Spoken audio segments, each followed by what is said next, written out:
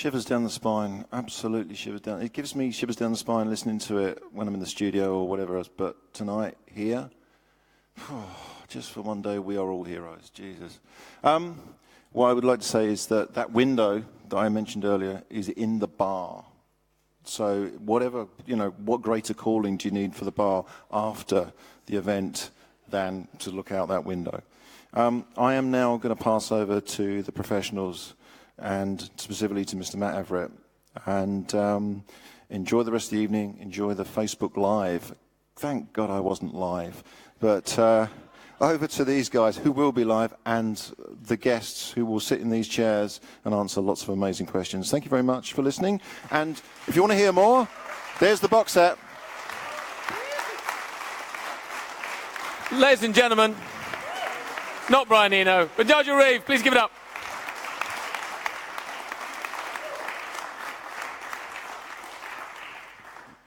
Okay, guys, I think, have we got a very short setup, or are we just going for it straight away? We're going for it straight away. Oh, my God, this is amazing.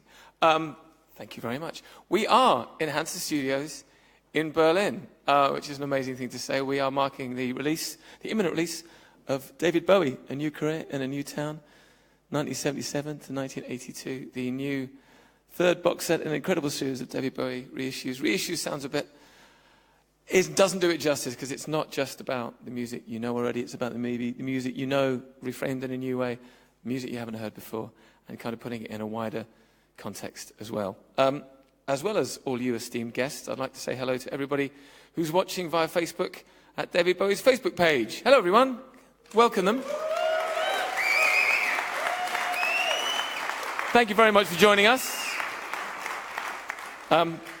We are live to the whole world, so you guys in here behave a little bit, please. Not too much swearing. Also joining me, as well as the world on David Bowie's Facebook, are three very special people creatively connected to the work contained in this beautiful box in amazing ways. So I'd like to introduce them to the stage. Eduard Meyer, Chris Duffy, and Carlos Alomar.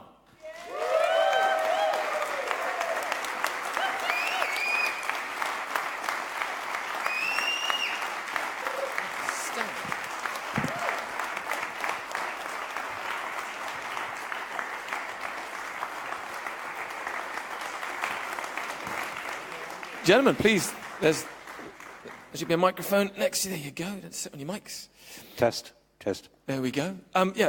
Quick. I mean, how to concise careers into a couple of lines. Edu, you worked at Hansa for 28 years as a sound engineer and worked on so much of the music in this incredible set.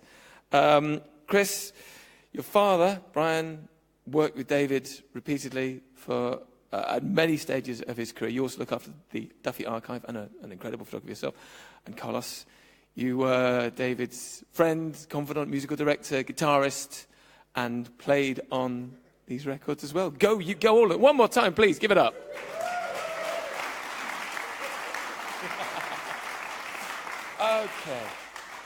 Okay. Then let's start with you, Carlos, just because I'm interested in. As we're in this room, the box set is about more than just this room, but I think it's a good idea to stay here. What were your first impressions of arriving at Hansa? What did you think when you first got here? When I first got here, back then? Back then. All right. Well, in order for us to understand, we have to remember, first of all, is there any person that's 26 years old here? There you go. All right. So first thing you have to remember is that was my age. I met Bowie very, very young. So I got this phone call, and it was like, Carlos, I'm doing this album in Berlin. And all I heard was, Germany, yeah. It's a far cry from the Bronx, And I was very excited to be able to come here. But we should also understand, I'm a session musician. And as a session musician, we had just finished doing the Station to Stations kind of stuff, and so I had all this electronic stuff in my brain, and I wanted to do something, and so all I wanted to see was, what kind of equipment do they have in Germany? because they have like Mercedes-Benz and they've got all this like bronze and they got all this, and I want to know what they have as far as their offerings for the studio. I mean, I was being selfish, but what the hell? And when I got here, it was pretty much 4 walls and the equipment. But there was that wall. And I'd heard about it, and I'm like going, yeah, but this is still a studio, and where's the damn wall? So we were there for a while, and suddenly I was like, man, it's really claustrophobic in here. Can you open the curtains? And they opened the curtains. And there it was, the wall. And there was a gunner, and there was 2 guys. So there's 2 gunners, right? And they have the tower. And you open up the curtains, and the first thing the guy on the right does is he looks at you. And then you look at him. And now you're just like staring. And after a while, it's getting a little creepy. David comes over to me and goes, what do you think?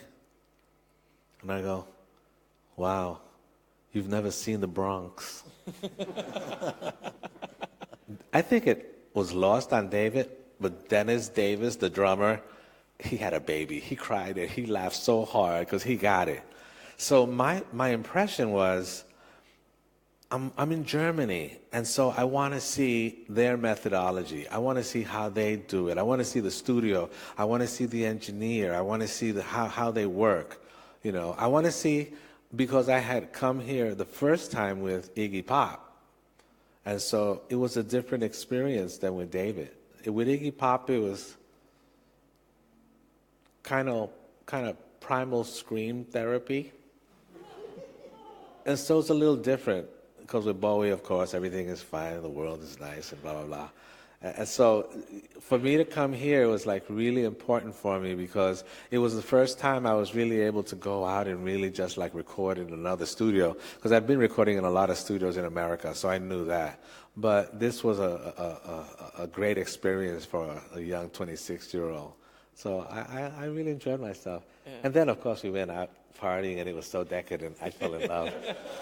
We'll come on to that, I think, in a minute.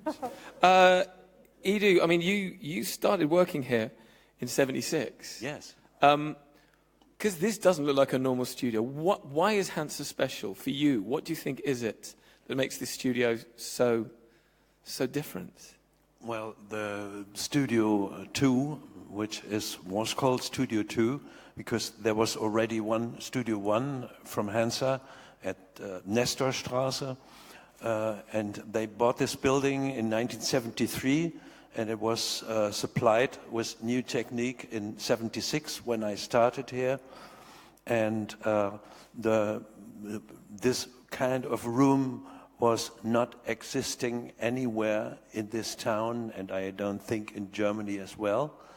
And the first technique I found was a bit tragically because it didn't work so very well, but then we changed it to a Neve console, which was then used as well when David Bowie came here to continue his recording session for the album Low.